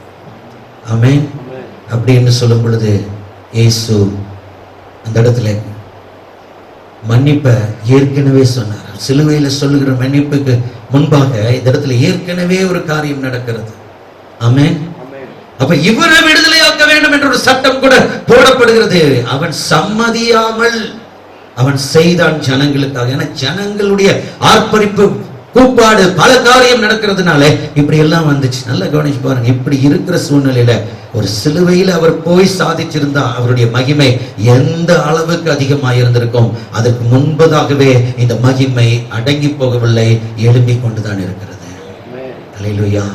அதைத்தான் நான் சொல்ல விரும்புகிறேன் இன்றைக்கு. ஏன்னா பல கோணத்திலே பல வார்த்தைகள் பல வழிகளிலே நாம் எடுத்து ஆயத்தப்படுத்தலாம். ஆனா வேதம் நன்றாக நாம் ஆராய்ந்து பார்க்கும் பொழுது கர்த்தரை நமக்கு சுட்டி காண்பிக்கிறதான் முக்கிய காரியத்தை பார்த்தால் அவர் செய்த காரியத்துக்கு பிற்பாடு அவருடைய மகிமை வெளியரங்கமாக ஆரம்பித்தது. ஆமென். எவ்வளவும் அவருடைய ஜெபத்துல தான் அதை செயல்படுத்த முடிஞ்சது. 1 மணி நேரம் ஆண்டவருடைய சமூகத்துல பிதாவினிடத்துல கேட்டார், இந்த பாத்திரம் நீங்க கூடுமானால் நீங்கட்டும், ஆகிலும் என்னுடைய சித்தத்தின்படி அல்ல உம்முடைய சித்தமா. பிதாவே என்று கூப்பிட்டு கேட்டார், இந்த பாத்திரம் நீங்க கூடுமா? எதுக்கு? அவரால் சாதிக்க முடியாதா? அவர் சாதிக்கிறதற்குரிய பலன் கர்த்தர் கொடுக்கலையா? நிச்சயமாய் கொடுக்கத்தான் போகிறார். இன்றைக்கு உலகத்தில் இருக்கிற மனுஷர்கள் பட்ட பாடுகளை பார்க்கணும். ஏன் பவுலுடைய வாழ்க்கையை பவுலும் அதிகபட்சமான பாடு. அவர் சொல்லுகிறார், அவர் விட்டு சென்றதுல மிச்சம் மீதி என்ன இருக்குதோ அதையும் கூட நான் செய்திருக்கிறேன். ஆமென். நானும் நிர்வாணமாக்கப்பட்டிருக்கேன், நானும் அடிக்கப்பட்டிருக்கிறேன். அவர் 39 அடிகள் வாங்கி இருக்கிறார். ஆனால் நான் எவ்வளவு தரம்? 5 முறை 39 அடிகள் வாங்கி இருக்கிறேன்னா இவனுடைய பவுனுடைய சரீரத்தினுடைய அமைப்பு எப்படி இருந்திருக்கும் யோசித்துப்பார். அப்ப இந்த பூமியில அதை விட கூட நிறைவேற்றுகிற அளவுக்கு சில சூழ்நிலைகள் காணப்பட்டிருக்கிறது. இல்ல இருக்கலாம், இல்லாமல் இருக்கலாம். அதனால் அவர்தான் அதிகபட்சமா என்று சொல்ல முடியாது. ஏனென்றால் பல விதத்துல, ஆனா இது அத்தனையும் இந்த சம்பாத்தியத்துக்கு உண்டான முக்கிய காரணராக அவர் அமைந்தார். அதை பார்த்துதான் இன்றைக்கு நாமும் அதை விட அதிகமா போனாலும் பரவாயில்லை என்று சொல்லி போகிற அளவுக்கு பவுலும் அன்றைக்கு ஆயத்தப்பட முடியும். இல்லைன்னா பவுல் அதற்கு எதிராக நின்றவன். ஆனா இன்றைக்கு அந்த அடி இந்த சிலுவையின் வாங்கின அவருடைய வல்லமை அவனுடைய சரீரத்துக்குள் வந்ததோ அப்போ அதுக்கு மேலேயும் வாங்குறதுக்கு ஆயத்தமானாங்க. ஆமென். அப்போ இயேசு பட்டதை விட அதிகமாகவும் சில பேர் பட்டிருக்கலாம், அல்லது குறைவாக இருக்கலாம், நமக்கு எந்த அளவும் தெரியாது. ஆனா இவர் அனைவருடைய பாவத்துக்கும் முதல் தரமானவர். இவர் தான் முதலாமானவர். எல்லா சாபத்தையும் உடைக்கிறதுக்கு அந்த ரத்தம் தான் தேவை. பவுலினுடைய ரத்தமோ மற்ற யோவான் ரத்தமோ பேதுரு ரத்தமோ இன்றைக்கு நம்மை உயிர்ப்பிக்க முடியாது. இவருடைய ரத்தம் தான் நம்மை உயிர்ப்பிக்க முடியும். ஆமென். எத்தனை வேணாலும் வாங்கலாம். அப்ப உலகத்தில் அத்தனை வாங்க முடிஞ்சவர் இவர் ஏன் போய் ஆண்டவரே பிதாவே இந்த நேரத்தில் இந்த பாத்திரம் நீங்க கொடுமானால் நீங்கட்டும், ஆகிலும் உம்முடைய சித்தத்தின்படி அல்ல என்று சொல்லி ஏன் கதற வேண்டும்? அவருடைய முக்கிய காரணமே என்ன? ஏற்கனவே அவர் தனியாய் விடப்பட போகிறார். இனி 3 மணி நேரம் அவர் பிதாவினுடைய சமூகத்தில் இருக்கிற ஒரு வார்த்தை கூட அவர் கேட்க முடியாது. அந்த ஒரு ரிலேஷன்ஷிப் கேப் என்று சொல்லுவாங்க, பிதாவுக்கும் குமாரனுக்கும் உள்ள ஒரு பெரிய இடைவேளை என்று கருதப்படுகிற அந்த இமை பொழுது கைவிடப்படுகிற அந்த சூழ்நிலையை தான் அவர் தவிர்க்க முடியவில்லை. அதைத்தான் கேட்டார், இதற்கு வேற வழி இல்லையா? ரிலேஷன்ஷிப் முக்கியம். பிதாவுக்கும் குமாரனுக்கும் இருக்கிற இந்த இடைவெளி விடாதபடிக்கு துன்பப்படுகிறதுடைய எத்தனை எல்லைக்கு வேண்டாலும் நான் போகிறதுக்கு என்னை தரையும் வீதியுமா கொடுக்கிறதுக்கு நான் ஆயத்தப்படுகிறேன். என்னை ஆயத்தத்தோடு கூட தான் இருக்கிறேன். ஆனா ஒன்று, உம்முடைய சமூகத்தை விட்டு என்னால் போக முடியாது. உம்முடைய சமூகம் என்னை மறைக்கவும் கூடாது. இந்த ஒரு காரியத்துக்கு வேறு மாற்று வழி இல்லையா என்று சொல்லிதான் ஆழமாய் ஆண்டவராகிய இயேசு கேட்டார். அதற்கு எந்த பதிலும் அல்ல, தூதன் ஒருவன் வந்து தேற்றினான், அவ்வளவுதான். ஆமென். தூதன் வந்து தட்டி கொடுத்தான், அவ்வளவுதான். தட்டின உடனே பிதாவினுடைய மகிமை பலன் பூர்ணமா வந்துருச்சு. ஆமென். நேரடியா பிதாவை பேசி இருக்கலாம், நான் பேசல. தூதனை அனுப்பினார் என்றால் கிரியை இருக்கிறது, எல்லாம் தெய்வ சித்தத்தில் இருக்கிறது என்பதை மாத்திரம் அறிந்திருக்கிறார். ஆகிலும் உம்முடைய சித்தத்தின்படி ஆக கடவுள். ஆமென். இப்படி எல்லாவற்றையும் தனக்கென்று எடுத்துக்கொள்ளாமல் எல்லாவற்றையும் அவருக்கென்று ஒப்பு கொடுத்து எந்தெந்த காரியங்கள் வந்தாலும் சரி எல்லாவற்றுக்கும் இந்த பூமிக்குரிய காரியங்கள் அல்ல. மனுஷர்கள் பல விதத்துல பல காரியங்களை சொல்லி அவருக்கு விரோதமா எல்லாரும் சொல்லி இருக்கலாம், ஆனா எதுவுமே ஏற்றுக்கொள்ள முடியல. ஒன்று, இவர் தேவகுமாரன், ஆலயத்தை இடித்து 3 நாள்ல எழுப்புவேன் என்று சொல்லி இப்படி ராஜா தனக்குத்தானே ஒரு ராஜா என்று சொல்லி ஆயத்தப்படுத்தார். ஏன்னா அதுக்கு முன்னாடி ஒரு முக்கிய குற்றச்சாட்டு வைக்கிறதுக்கு தீவிரமான யோசனையோடு இயேசுவின் இடத்துல தேவாலயத்துல அவர் எல்லாவற்றையும் துரத்தும் பொழுது ஒருத்தன் வந்து கேட்கிறான், பரிசேயன். அதுக்கு முன்னாடி இருக்கிற வார்த்தை நீங்கள் கவனித்து பார்த்தால் அவரை சோதிக்கும்படிக்கு அவன் வந்தான். ஏன்னா அந்த நேரத்தில் அவரை பிடித்து கொள்ளலாம் என்று வகை தேடி வந்தார்கள். ஆனால் அந்த சூழ்நிலையில் அவரை பிடிக்க முடியவில்லை, அவரை விட்டு விட்டார்கள் என்று சொல்லி வேதத்துல மற்ற பகுதிகளில் நீங்க சொல்லப்பட்டு பார்ப்பீங்க. ஏனென்றால் அவர் வந்து கேட்ட முக்கிய காரியம் என்ன? யாராச்சும் சொல்ல முடியுங்களா? அவரை குற்றப்படுத்தலான்னு நினைச்ச முதல் பாயிண்ட், தேவாலயத்துல வந்து பரிசேயன் ஒருத்தன் வந்து கேட்டான், அவரை சோதிக்கும்படிக்கு கேட்டான். அப்போ அவங்க அரெஸ்ட் பண்ணக்கூடிய ஒரு சூழ்நிலை தருணத்தை உண்டாக்கலாம் என்று சொல்லி யோசித்தார்கள். ஆனா அந்த நேரத்துல முடியல. இயேசு பெத்தானியாவிலிருந்து இந்த எருசலேமுக்குள் தேவாலயத்துக்குள் வந்த பொழுது யாராச்சும் சொல்ல முடியுமா? இதுக்கு முன்னாடி அவன் கேட்ட கேள்வி என்ன? ராயனுக்கு வரி கொடுக்கிறது நியாயமா? ஏன்னா இவர் ராஜான்னு மக்கள் சொல்லிட்டாங்க. இப்போ இவரை ராஜான்னு சொல்லி எல்லாரும் அவரை ராஜா, கர்த்தருடைய நாமத்தினால் வருகிறவர் ஸ்தோத்திரிக்கப்படத்தக்கவர் என்று சொல்லி ஆர்ப்பரித்துக் கொண்டிருக்காங்க. இந்த ஆர்ப்பரிக்கிற நேரத்துல இப்ப ராஜான்னா, இவர் ராஜான்னு சொன்னா இப்ப வரி பணத்தை யார்கிட்ட கட்டணும்? சரியான ஒரு கேள்வி. வரி பணத்தை யார்கிட்ட கட்டணும்? இப்ப ராஜானா உம்மிடத்துல கட்டணும்னு சொன்னா உடனே அங்க இருக்கிற ஆட்களை கூப்பிட்டு இவர் ராயருக்கு வரி கட்டக்கூடாது, இவருக்கு வரி கட்டணும்னு சொல்லி எல்லாவற்றையும் மாற்றிக்கொண்டிருக்கிறார் அப்படின்னு சொன்னா போதும், இம்மீடியட்டா அந்த இடத்துல அரெஸ்ட் பண்ணிருப்பாங்க. எனக்கு அருமையான அந்த ஒரு தருணத்துல இயேசு முக்கியமா என்ன செய்தார்? அவன் சோதிக்கிறான் என்று சொல்லி இயேசு என்ன சொன்னாராம்? உன்கிட்ட இருக்கிற நாணயத்தை எடுத்து காமினா. எடுத்து காமிச்ச உடனே அதுல யாருடைய முத்திரை இருக்குது? ராயனுடைய இருந்தா. ராயனுக்கு கர்த்தருக்கு இருந்தா மாத்திரம் கர்த்தருக்கு தான். ஏன்னா இவனுக்கு தேவனுடைய குமாரன் என்று சொன்னா, அப்ப தேவனுடைய குமாரனுக்கு என்ன வரணும்? இது அது அனைத்தும் உம்முடையதா? இது அனைத்தும் நீர் எடுத்துக்கொள்ளலாமா என்று சொல்லி கேட்கிற அந்த சூழ்நிலையில ராயனுக்குரியது ராயன் உடனே அத்தனை பேர் வேதத்துல நீங்கள் ஆழத்துல படிச்சு பாட, அவன் முகத்தை தொங்க போட்டு கொண்டார்.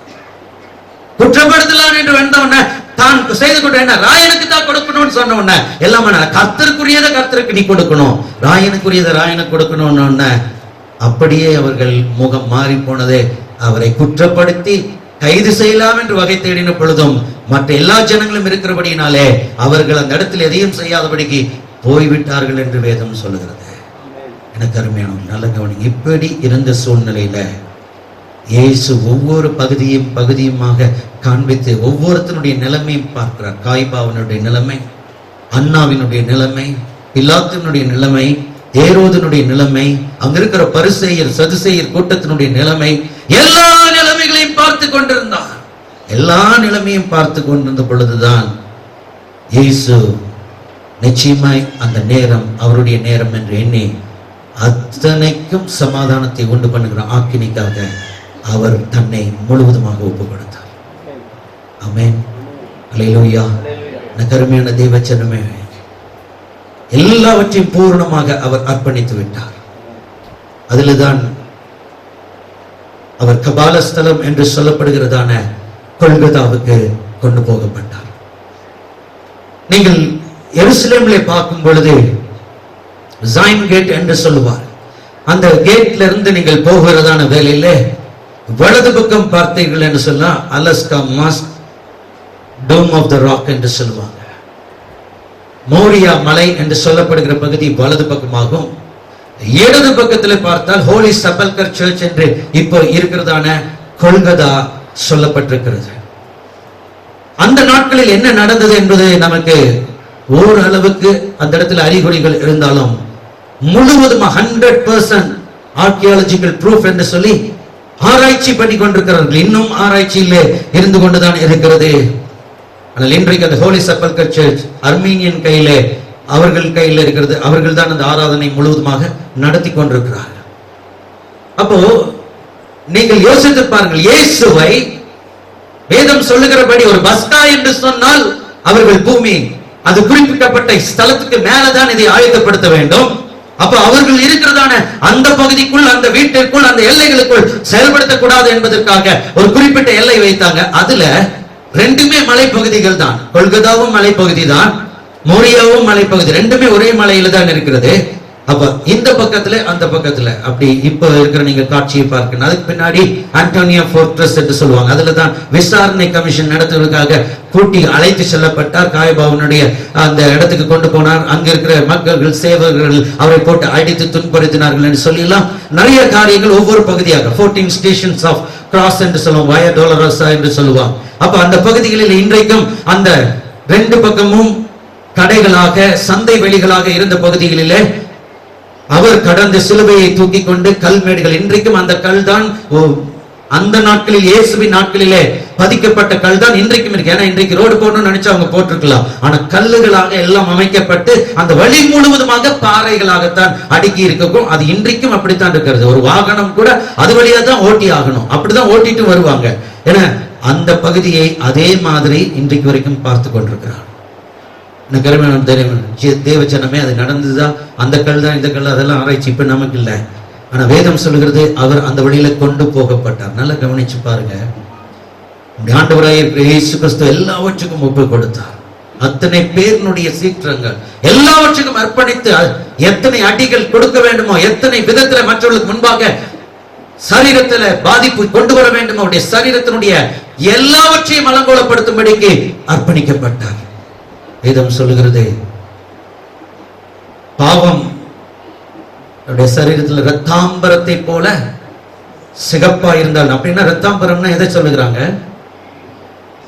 அந்த சிகப்புக்கு சொல்லலாம். ஆனா அவருடைய சரீரத்தில் போட்டுக்கிற மேலங்கிக்கு தான் சொல்லப்படும். மேலங்கியில தான் ரத்தாம்பரத்தை போல அவங்க உடுத்தி இருந்தாலும் அப்போ இந்த இடத்துல சொல்கிறது, இயேசு தன்னுடைய சரீரத்திலே எல்லாவற்றையும் ஏற்றுக்கொள்வதற்காக அவருடைய வஸ்திரத்தை உரித்து போட்டாங்க. ஏன்னா அந்த பாவம் முழுவதுமாக கலைக்க அவருக்கு உள்ள இருக்கிறதான அந்த சரீரம் கொடுக்கப்பட வேண்டியது அவசியமா இருந்துச்சு. அதுலதான் தேவன் முழுவதுமாக மாற்றினார். ஏதோ அவருடைய சரீரத்துல அவர் போட்டிருந்த அங்கியில வாங்கியிருந்தாருன்னா, சில பேர் சொல்லுவாங்க, அங்கி நல்ல திக்கா போட்டுட்டு போப்பா, நீ அடி வாங்கினா கூட உனக்கு உழுவ கூடாது அப்படின்னு சொல்லி சில பேர் எல்லாம் போகிறவங்க, அடி உழுகுன்னு தெரிஞ்சு போகிறவங்க எல்லாம் பார்த்தா பேக்கிங்கோட தான் போறாங்க. அவங்க அதுக்குரிய பாதுகாப்போடு தான் போவாங்க. ஆனா இயேசு அப்படி இருக்கக்கூடாது என்பதற்காக இயேசு அவர் போட்டிருந்த அங்கே எத்தனை விதமான திக்னஸ் இருந்தாலும் சரி, ஆனா அவர் சரீரத்துல தான் நம்மை சுமந்தார். ஆமென், அல்லேலூயா. எனக்கு அருமையானவர்களே பாருங்க, எல்லாவற்றுக்கும் ஒப்பு கொடுத்தார். மிக பெரியதான தண்டனை இருந்தது. ஆனா இந்த தண்டனையிலும் கூட ஒவ்வொரு அடிகளும் எல்லாவற்றிலும் வாய் திறவாத ஆட்டை போல அந்த நேரத்துல ஒன்றுமே அவர் பேசவில்லை என்று தான் சொல்கிறார். அவர் அடிக்கப்படுகிறவர்களுக்கு தன்னை முழுவதுமாக ஒப்பு கொடுத்து தரையும் வீதியுமாக இருக்கிறதற்கு ஏதுவாக தன்னை அர்ப்பணித்தார் என்று சொல்லி அர்ப்பணிக்கப்பட்டதான காரியங்களை பார்க்கிறோம். எனக்கு அருமையான எல்லாவற்றையும் அவர் ஒப்பு கொடுத்து எதையுமே அவர் பேசவே இல்லை. ஏனென்றால் அவர் பேச போகிற முக்கிய சில காரியங்கள் உண்டு. அதுல பிதா மகிமைப்பட போகிறார். இந்த பூமி முழுவதும் அவருடைய அன்புக்குள் வரப்போகிறது. ஆமென், அல்லேலூயா. இதற்காக தன் முழுவதுமாக தன்னை அர்ப்பணித்தார். முழுவதும் அர்ப்பணித்து பூர்ணமாக ஒப்பு கொடுத்து எல்லாவற்றையும் அவர் ஏற்றுக்கொள்வதற்கு ஏதுவாக அன்றைக்கு எருசலேமே கூடி இந்த ஒரு சூழ்நிலைக்காக பார்த்து கொண்டிருக்கிறது. என்ன நடக்கிறது, என்ன சம்பவம் என்று சொல்லி. ஏனென்றால் உலகம் முழுவதும் இனி கொண்டு போகிற ஒரு செய்தி உண்டு. அதற்காக அத்தனை பேரையும் கர்த்தர் கொண்டு வர ஆயத்தமாயிருந்தார். ஆமென். ஆனா சீஷர்கள் எங்கே போனார்கள், எங்கே இருந்தார்கள், பார்த்து கொண்டிருந்தார்களா, கவனித்துக் கொண்டிருந்தார்களா, எதுவுமே நமக்கு தெரியாது. மரியாள் வேணாலும் நம்முடைய தாயார் கூட இருக்கலாம், மகதலேனா மரியாள்கள் கூட இருந்திருக்கலாம், மற்றவர்கள் கூட இருக்கலாம், யோவான் கூட இருந்திருக்கலாம். இதெல்லாம் ஒருவேளை சித்தரிக்கப்பட்டு நமக்கு பார்க்கிறதுக்குரிய செய்திகள் நமக்கு கொடுக்கப்பட்டிருந்தாலும், இந்த கருமையானவர்களே, இன்றைக்கு உலகம் முழுவதும் பார்க்கிறதற்கு ஒரு காட்சியாக இதை ஏற்படுத்தி நம்மிடத்தில் கொண்டு வந்திருக்காங்க. நாமும் இன்றைக்கு அன்றைக்கு இல்லாமல் போனாலும் இன்றைக்கு அதை பார்க்கிறோம். ஆமென். ஒருவேளை சித்தரிக்கப்பட்டிருந்தால் எப்படி இருந்தாலும் சரி, இன்றைக்கு நம்முடைய மனதையும் அது தொடுவதற்கு ஒரு கருவியாக இறங்கி இருக்கிறது. இந்த வார்த்தை ஒரு நாளும் பொய்யாய் போகாது. இந்த வார்த்தை ஒரு நாளும் சித்தரிக்கப்பட்டதல்ல. இந்த வார்த்தை உண்மை உள்ளது. இந்த வார்த்தையை வைத்து பல காரியங்களை உருவாக்கலாம். ஆனால் உண்மை என்னவோ அது நம்முடைய வாழ்க்கையில் நிலைத்து நிற்கும். ஆமென், அல்லேலூயா. எனக்கு அருமையான தேவச்சனம், இப்படி அவர் எல்லா பாடுகளையும் அனுபவித்து அவரே தன்னுடைய அந்த சிலுவையினுடைய குறுக்கு மரத்தை எடுத்துக்கொண்டு போக ஆயத்தப்படுத்தினார்களாம். வேதம் சொல்லுகிற சாட்டை மிகவும் கொடுமையான அந்த மரணத்துக்குரிய அறிகுறி. ஏன்னா பொதுவாக பார்க்கும் பொழுது அதிலேயே முக்காவாசி பேர் தன்னுடைய ஜீவனை விடக்கூடிய சூழ்நிலைகள் கூட உண்டாகும். அதிலே தாண்டுகிறவர்கள் சிலுவையில தன்னுடைய ஜீவனை விடுவார்கள். ஆனா சிலுவையில விடுகிறவர்கள் அந்த அளவுக்கு சீக்கிரமா இருக்க மாட்டாங்க. ஆனா இங்கே அடுத்தது பஸ்காவின் நாட்கள் இருக்கிறபடினாலே அதை வைக்க முடியாது, இறக்கியே ஆக வேண்டும். அதனால கட்டாயமாய் அவர்களை சாகடிக்கிறதுக்கு என்ன பண்ணுவாங்க, இத்தனை விதமான வேதனைகளையும் அவங்க சாகாமல் போனாலும் கால் எலும்பை முறித்து விடுவார்கள். அப்ப முறித்தால் தான் நிச்சயமா சாவு வரும். ஆனால் இயேசு கிறிஸ்து ஒரு மனுஷன் கிட்டையும் தன்னுடைய ஜீவனை கொடுக்கவே இல்லை. எந்த ஜீவனுக்குரிய அதிகாரத்தை யாரிடத்திலும் வைக்கல. ஏன்னா அது பூரணமாக அவருக்கு தான் சொந்தம்.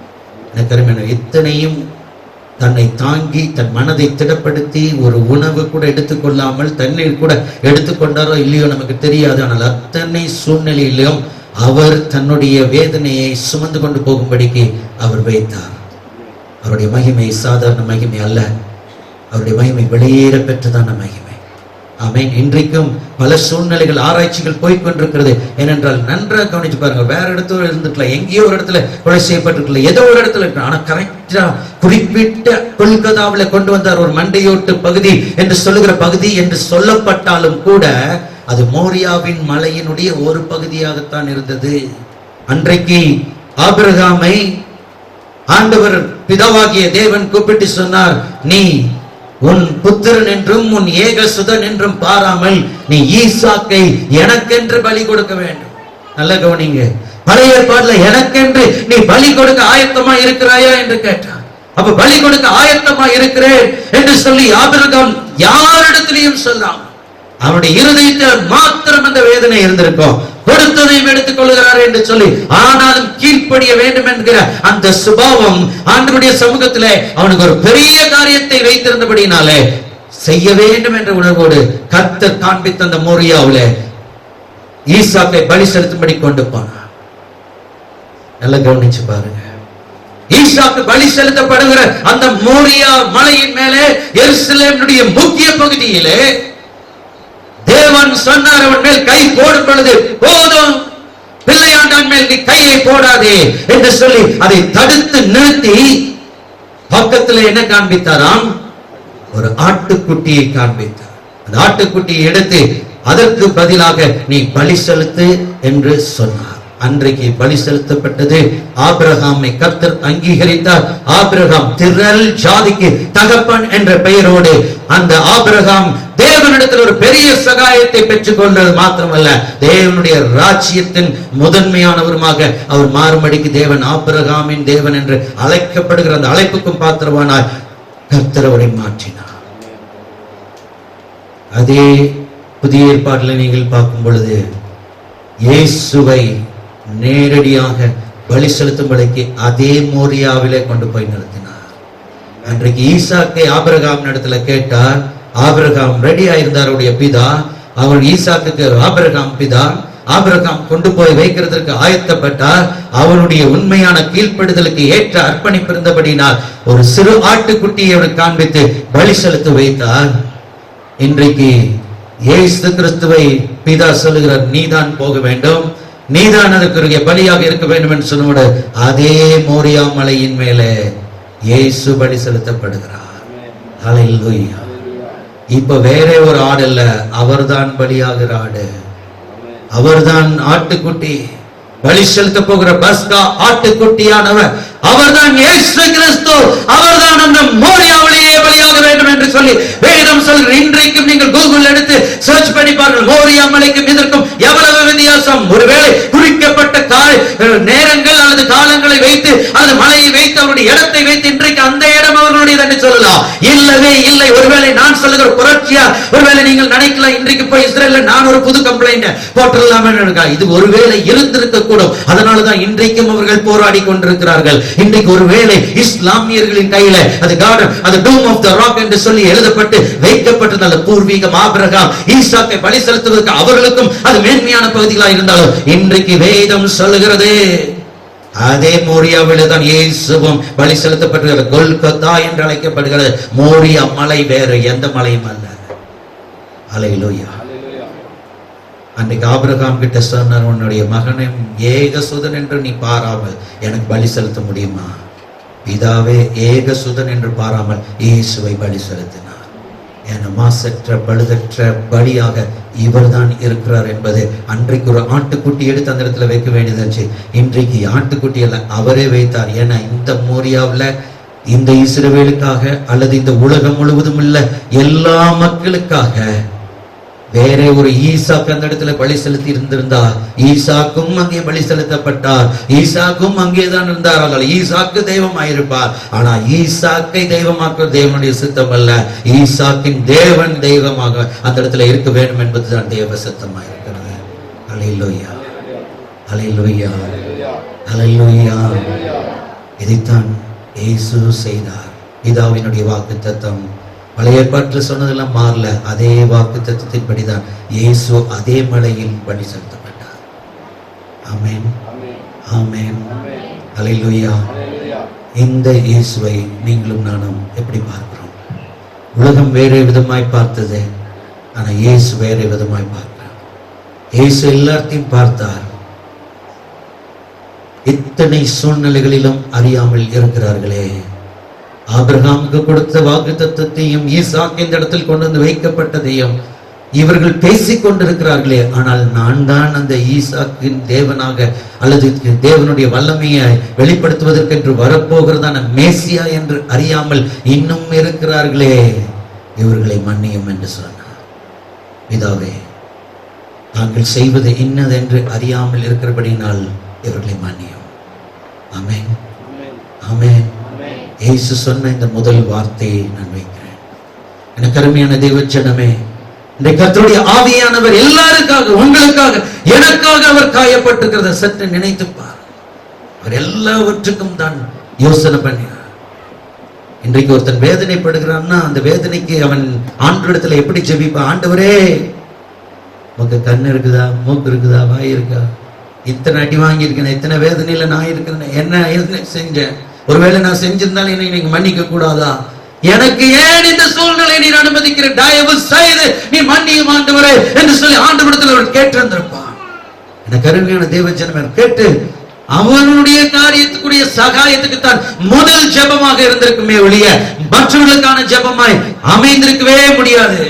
ஆனா வேதம் சொல்லுகிறது, இங்கே இயேசு தன்னுடைய காரியத்துக்கு, ஏன் இந்த பாத்திரத்தை சுமக்கிறது, பிதாவினுடைய மகிமையை பார்க்கிறதுக்கு தானே ஒழிய வேற எந்த ஒரு காரியத்துக்கும் அல்ல. எனக்கு அருமையான தேவ ஜனமே, கர்த்தருடைய ஆவியானவர் சொல்லுகிறார், மற்றவர்களுக்காகத்தான் அவர் பார்த்தார். ஆமென். மற்றவருடைய பாவங்கள், மற்றவருடைய சாபங்கள், இதெல்லாம் மீறுதல்களை எடுத்து போடுகிறதுக்கு தான் அவர் பார்த்தாரே ஒழிய மற்ற எந்த ஒரு காரியம் அல்ல. அதனாலதான் அவருடைய ஜெபம் தன்னலமான, சுயநலமான எந்த ஒரு ஜெபம் அல்ல. அவர் இயேசு மாறாதவர், அவருடைய மகிமையை வெளிப்படுத்த காண்பது. ஆமென். அல்லேலூயா. எனக்கு அருமையானவர்களே, எல்லா சாபத்தையும், எல்லா சாபத்தினுடைய கிரியைகளையும் அவர் முறியடிக்கிறதற்கு அவரே கிருபாதார பலியாக ஒப்பு கொடுத்திருக்கிறார் என்று சொன்னா, அத்தனை பேர் செய்த காரியம் அவருக்கு கண் முன்பாக இருக்கிறது. அவர் அத்தனை சூழ்நிலையிலும் மன்னியும் என்று சொல்லி லூக்கா 23:24 சொல்லப்பட்ட அந்த முதல் வார்த்தையின்படி, பிதாவே மன்னியும், தாங்கள் செய்வது இன்னதென்று அறியாமல் இருக்கிறார்களே. ஆமென். அப்ப அந்த பிலாத்துவுக்காக, அவருடைய மக்களுக்காக, அவர்களோடு கூட கோஷமிட்டவர்களுக்காக, தலைமை சங்கத்தினருக்காக, சனகரின் சங்கத்தில் இருக்கிறவர்களுக்காக, பரிசேயர்களுக்காக, சதுசேயர்களுக்காக, ஒவ்வொருவருக்காக தன்னுடைய காரியங்களை வைத்து கடைசியில் உங்களுக்காக, எனக்காகவும் கூட அவர் மன்னிப்பை கொடுக்கும்படி காயத்தம் பண்ணார். இல்லைன்னா அந்த பரபாஸ் வெளியே வந்திருக்க முடியுமா? யோசித்து பாருங்க. தகுதி இல்லாத ஒருவன் என்று சொன்னா அந்த நேரத்துல அந்த பூமியை அவனை சபித்து நிறுத்தி வைத்திருக்கிற அந்த சூழ்நிலையில அவனுக்கு ஒரு விடுதலை கிடைக்குதுன்னு சொன்னா யோசித்து பாருங்க. இன்றைக்கு இருக்கிற எத்தனையோ பாவங்கள் இருக்கலாம், ஆனா அன்றைக்கு இருக்கிற ஒரு சூழ்நிலையில, அன்னைக்கு கொல்லப்பட வேண்டிய ஒரு சூழ்நிலை நிற்கிற ஒரு மனுஷனுக்கு விடுதலை கிடைக்கிறது என்று சொன்னால், ஒரு தகுதியும் இல்லாதவனுக்கு கொடுக்கிற அந்த விலையேற பெற்ற அன்மெரிட்டட் ஃபேவர் என்று சொல்லுவாங்க, கிருபை. ஆமென். அல்லேலூயா. அவர் கேட்கிறதுனால, பரபாஸ் கேட்டனா என்ன விடுதலை பண்ணல, என்ன நடக்குது, நீங்க யார்த்த ஒருத்தர் இந்த சீட்ல உட்கார மாட்டீங்க அப்படின்னு சொன்னானா? இல்ல. ஆனால் அவனுடைய காரியத்தை நீங்கள் ஆராய்ந்து படிச்சு பார்ப்பீர்களே, ஆனால் அவன் எல்லாத்தையும் மிருகத்தனமாக கொன்றான், மிருகத்தனமாக ஜீவித்தவன், மிருகத்தனமாக பிலாத்துவினுடைய வீட்டில அதிகாரத்தை செலுத்தினபடினால் அவனை எப்படியும் கொன்று போட வேண்டும் என்று சொல்லி வகை தேடி குறிப்பிட்ட நேரத்தை பார்த்தாங்க. ஜனங்களிடத்தில் ஆதரவு வேண்டும், ஜனங்களுடைய ஆதரவின் பேரில் அடைக்கப்பட வேண்டும். ஆனா அந்த நேரத்தில் ஜனங்கள் அவனுக்கு ஆதரவாக மாறிவிட்டார். இயேசு வந்துருவான்னு சொல்லி இரண்டாவது பொசிஷன் பிலாத்துக்கு கிடைச்சபடி என்ன செய்தான்? எப்படியாச்சும் விட்டு பார்க்கலாம். ஜனங்கள் ஒருவேளை அவனை விடுதலை பண்ற, ஏன்னா அவன் கொடூரமானவன், அவனை யாரும் விடுதலை பண்ற ஏற்றுக்கொள்ள மாட்டாங்க, அப்படியாச்சும் இவர் விடுதலையாக்கி போகட்டும் என்று சொல்லி கொஞ்சம் குறைய இறங்கி பார்த்தான்.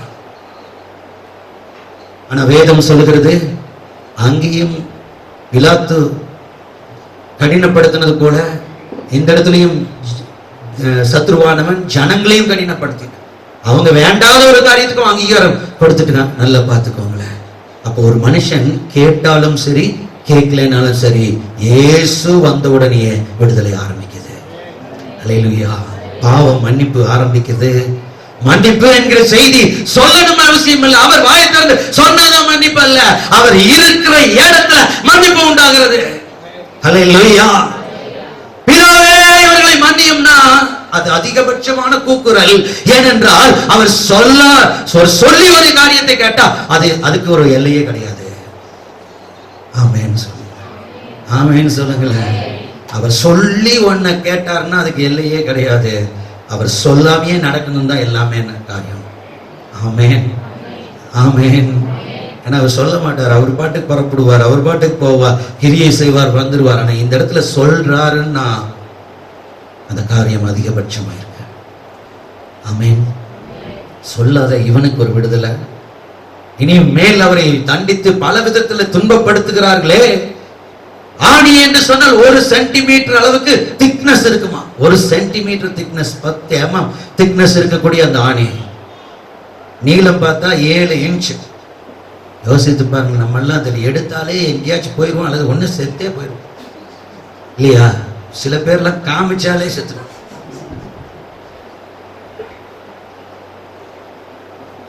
ஆனா நம்ம இயேசு அதையும் தாண்டி நின்றார். கரங்கள் என்று சொல்லப்படும் போது அவர் கரத்துல குத்துல, ஏன்னா கரத்துல குத்துனா அந்த அவருடைய வெயிட்டை தாங்க முடியாது. எந்த ஒரு சரீரத்தையும் ஆணிகள் பாய்ந்திருக்கிற கரத்துல தாங்க முடியாது. அப்போ ரிஸ்க்ல தான் அடிச்சிருக்க முடியும். அப்போ அவருடைய கரங்கள் என்று சொல்லப்பட்டதான அந்த மொழிபெயர்ப்பு இன்றைக்கு கரத்தில் போனதுனால கரத்துல ஆணி கடாவுகள். ஆனால் குறிப்பாக அவருடைய எலும்புகளுக்குள்ள அவருடைய ரெஸ்ட் என்று சொல்ல இந்த கை என்ன சொல்லுவாங்க தமிழ், மணிக்கட்டு இல்லையா? அப்ப அந்த இடத்துல தான் அடிச்சிருக்க கூடும், அப்பதான் தாங்கும், இல்லை என்றால் தாங்காது. ஆனா எலும்புல அடிக்க மாட்டாங்க, ஏன்னா எலும்புகள் ஒரு நாள் உடைக்கப்படுவதில்லை. இது அது அவர்களாக அடிச்சு உடைச்சாதான் ஒழிய மற்றபடி அவர்கள் உடைக்கிறது கிடையாது. கருமையானவர்களே, அப்படி தேர்ந்தவர்கள் தான் இதையெல்லாம் செயல்படுத்தும்படிக்கு வைக்கப்பட்டிருக்கிறார். ஆனா எல்லாவற்றையும் தாண்டி இயேசு போகிறார். ஆமென். இயேசு எல்லாவற்றையும் தாண்டி போக கர்த்தருடைய சித்தம் இருக்கிறது. ஒவ்வொரு காரியங்கள் அவரை குமிழ்ந்தாலும் துப்பினாலும் பல விதத்தில் அடித்தாலும் வேதனைப்படுத்தால் முட்கிரீடத்தை போட்டு அவரை வேடிக்கை காண்பித்தால் வஸ்திரத்தை உரிந்தாலும் எல்லாவற்றுக்கும் ஆண்டவர் சொல்லுகிறார் பிதாவே என்று கூப்பிட்டு இருந்தார்னா இன்றைக்கு என்ன நடந்துச்சோ அத்தனைக்கும் உம்முடைய சமூகத்துல ஒரு சாபமும் இவர்கள் மேல் வர வேண்டாம். ஏன்னா ஏற்கனவே ஜனங்க என்ன சொன்னாங்க, நீ விடுதலை பண்ணக்கூடாது இந்த இயேசுவை, இதற்கு என்ன வந்தாலும் சரி. பிலாத்து சொன்னா இதனுடைய ரத்த பலி வருமே, ரத்த பலி வந்தால் நாங்கள் எங்களுக்கு எங்கள் பிள்ளை மேல எடுத்துக் கொள்கிறோம். இயேசு அந்த இடத்துல மிகவும் வருத்தப்பட்டிருப்பார். தாங்களே இப்படி ஒரு ஆக்கினியை எடுத்துக்கொண்டா அந்த சாபத்தையும் அவர் உடைச்சாக வேண்டும். ஆனா அந்த சாபம் உடைச்சிருக்கிறாருன்னா எப்படி உடைக்கப்படும்? இயேசுவை ஏற்றுக்கொண்டாதான் உடைக்கப்படுமே ஒழிய இயேசுவை ஏற்றுக்கொள்ளலன்னா அந்த சாபம் அவன் தலைமையில்தான் இருக்கும். ஆமென். இன்றைக்கும் எருசலேம் அவங்களுடைய குமாரன் குமாரத்தி மேல சாபம் இருக்கிறது. என்றைக்கு இயேசு அவங்களுக்குள்ள வந்தா அவங்க மேசியாவை பார்த்துருவாங்க. அல்லேலூயா. கருமையான அப்பா, சொல்லப்பட்ட மன்னிப்பு எல்லாத்துக்கும் உரியது. யார் அவரை ஏற்றுக்கொள்ளுகிறார்களோ, ஏற்றுக்கொள்ளுகிறவர்களுக்கு அந்த மன்னிப்பு உண்டு. ஆமென், ஆமென், அல்லேலூயா. அப்ப அந்த மன்னிப்பை அவர் சொன்னார். அப்ப தேவனுடைய சித்தம் அவர்களுக்குள் இருக்கிறபடினாலே அந்த மன்னிப்பை அவர் அந்த இடத்துல எல்லாருக்கும் முன்பாக அவருடைய வழி அந்த இடத்துல பொருட்படுத்தல. அவருடைய வேதனை கொடியதா இருக்குது, அதை பொருட்படுத்தல. எல்லாம் அதிகபட்சமாய் மெஞ்சி போனாலும் வேதம் சொல்லுகிறது அவர் எல்லாவற்றுக்கும் ஆயத்தமாக்கப்பட்டிருந்தார். அல்லேலூயா. ஒப்பு கொடுத்துட்டார். ஏன்னா அதுக்கப்புறம் அவர் பேசுற மாதிரி எந்த ஒரு காரியமும் கிடையாது. தேவனுடைய மகிமை வெளிப்படுத்த ஒரு காரியத்தை ஏற்படுத்தி இருக்கிறார். எனக்கு அருமையானவர்களே, இன்றைக்கு அந்த மகிமை மன்னிப்பு என்று சொல்லும் பொழுது கிரேக்க வார்த்தையில நீங்கள் பார்த்தால் அஃபியமியா என்று சொல்லி சொல்லப்பட்டிருக்கு. அப்படி என்று சொன்னால் அனுப்பப்படுகிறது. நீ அனுப்பி விடு, சென்றவே என்று சொல்லுகிறார். அப்போ ஒருத்தனை நீங்கள் மன்னிக்கிறது என்று சொல்லும் பொழுது அதை அனுப்பிவிடு, பூர்ணமா எதை அனுப்பிவிடு. அது இந்த இடத்துல இருக்கவே கூடாது. உனக்குள்ளோ எதுக்குள்ளேயோ அந்த இடத்துல அரசாங்கத்துக்குள்ளேயும் இருக்கக்கூடாது. மன்னிப்பு எழுதப்பட்டாக்கி விட்டுச்சுன்னா அது அனுப்பப்படுதல். ஆமென். என்ன கருமையானவர்களே, அதுதான் இயேசு கற்றுக் கொடுத்தார். முதல்ல ஜெபத்தை செய்யும் பொழுதே அவர் என்ன ஜெபம், பிதாவே என்று சொல்லிதான் அந்த ஜெபத்தை பரம இருக்கிற எங்கள் பிதாவே ஜெபத்தை ஆரம்பிக்கிறார். அதுல ஒரு காரியத்தை சொல்லும் பொழுதே, எங்கள் கடனாளிகளுக்கு மன்னிக்கிறது போல எங்கள் பாவ கடன்களை மன்னியும். நல்லா, பாவம் என்கிறது கடன். அப்ப அந்த கடனை நீங்க திருப்பி கொடுத்தாகணும். வட்டியும் முதலுமா கொடுத்தாகணும். அப்படின்னா நீங்க திருப்பி கொடுக்கணும். அப்ப அதுக்கு கேள்வி கேட்கிறதுக்கு ஒருத்தர் வருவார் என்ற அர்த்தம். அந்த கடனை பெற்றுக்கொள்வதற்கு ஒருத்தர் அதிகாரி இருக்கிறார் என்ற அர்த்தம். அது பெற்றுக்கொள்ள வேண்டிய வகையில் அவர்கள் பெற்றுக்கொள்வார்கள். அது வட்டியும் முதலுமா இருக்கலாம், மன்னிப்பாய் இருக்கலாம், அதுக்கு ஏற்றபடியான தண்டனையுமாய் இருக்கலாம். வேதம் சொல்லுது பாவத்துக்குரிய சம்பளம் அது மரணமாய் இருக்கலாம், பல சூழ்நிலை இருக்கலாம். அதனாலதான் எங்கள் கடனாளிகளுக்கு நாங்கள் மன்னிக்கிறது போல எங்கள் பாவ கடன்களை மன்னியும். ஏன்னா இந்த பாவ கடன் திருப்பி கொடுத்தாகணும். அந்த திருப்பி கொடுக்கிறதே அது ஜட்ஜ்மெண்டாகவும் இருக்கலாம், ரீபேமெண்டாகவும் இருக்கலாம். அதுக்குரிய காரியங்களில் ஃபர்கிவ்னஸ் ஆக முழுவதுமாக எடுத்து போடப்படுகிறதாகவும் இருக்கலாம். சகோதரனே சகோதரியே, அதைத்தான் இயேசு ஆரம்பத்திலேயே சொல்லி கொடுத்திருக்கிறார். ஆமென். பாவ கடனை மன்னியும் என்று சொன்னாராம்.